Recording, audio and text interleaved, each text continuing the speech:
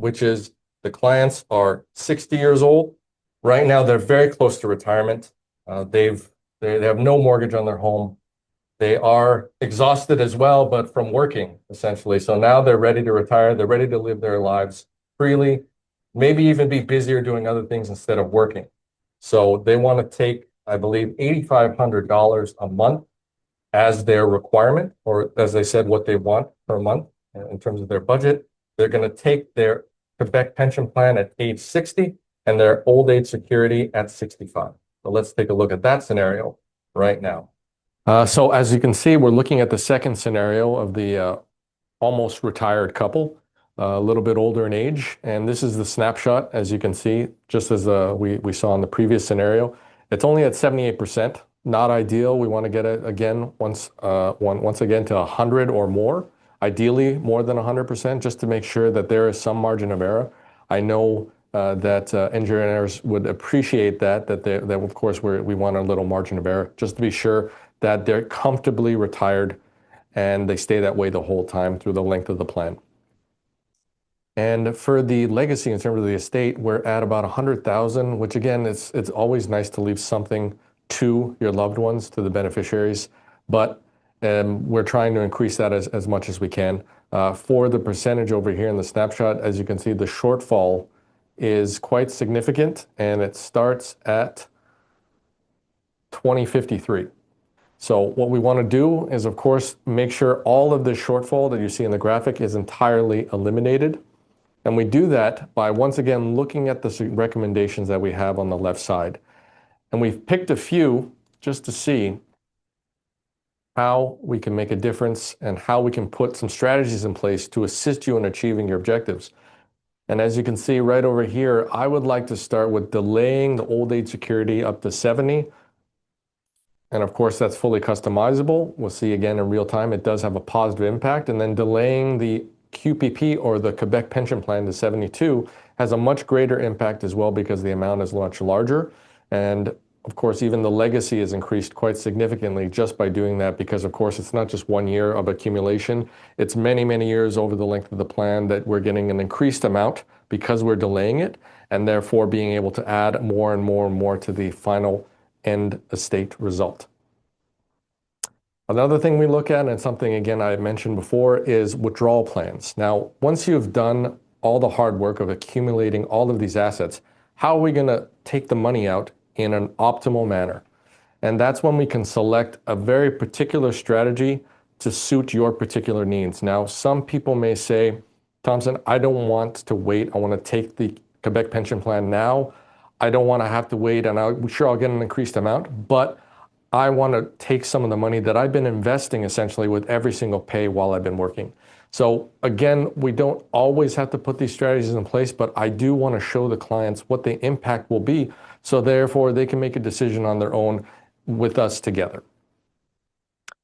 One other strategy, as I said, is the withdrawal plan, and we can pick and choose which one works best for you. Now, we've picked usually the best strategy to be the one that reduces any possible old age security clawback and reduces the amount of taxes you have to pay throughout the length of the entire plan. But there's multiple strategies where we can see how things can change, and that depends on what your priorities are. So once we put that withdrawal strategy in place, as you can see, there is another positive impact, but we're still short a few years, which means that I have to be fully upfront, direct and honest with my clients, and say to them, what you're looking for in terms of a monthly income need is not feasible according to the plan. I can't generate any kind of additional money for you, but what I can do is try and utilize the money that you've accumulated, the assets that you've built up, in the most efficient way possible.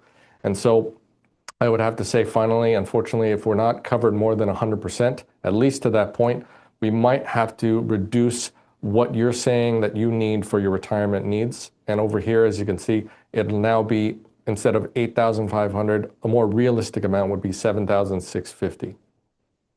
Of course, this doesn't factor in something else, which is maybe you may want to sell your home and start renting. Now, for now, we can see the positive impact that it will have on your plan, but it's a discussion that we will have to see if it makes any sense for you. A lot of people, obviously, it's a personal decision. You may want to keep your home.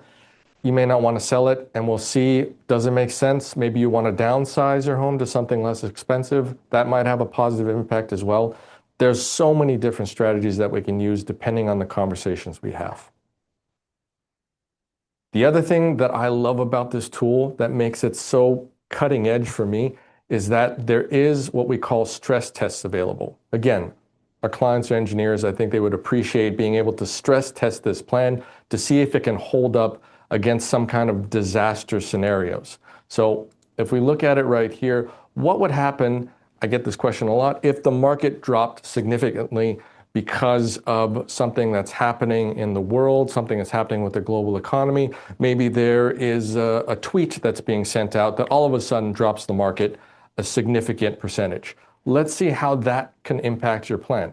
So as you can see, there is somewhat of an impact, but not as significant as people think. People always say to me, what if this happens? What if that happens? In this case, we'll play with the variables and say, it'll drop 30%. Unfortunately, 1 year after you start your retirement, not the best way to start it. But let's say, for example, that's what happens, and it takes 4 years to come back all the way. So 100% to recover that 30% drop. As you can see, it's more important to know your long-term goals and how we're going to realize them and plan and allocate your assets accordingly than to say, be worried about one drop at one moment in time. But it is important to note that if we did nothing, there would be a shortfall. If we didn't put any strategies in place, but as you can see, because we've taken all the recommendations and put them in place, as we had previously seen in the plan, you are sufficiently protected against this market drop.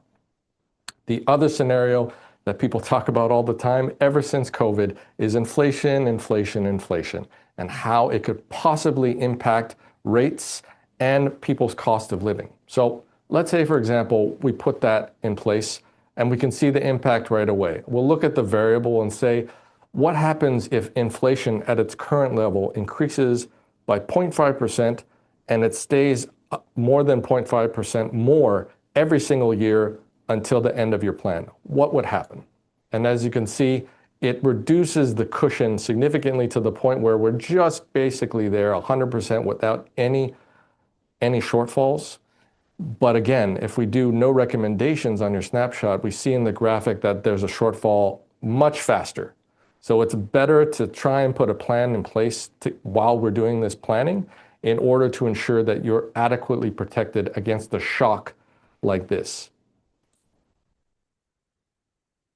And that concludes the two examples that I wanted to show you. But of course, there's a plethora of other scenarios we can take a look at with each client, depending on variables that we change. And of course, depending on each client's situation.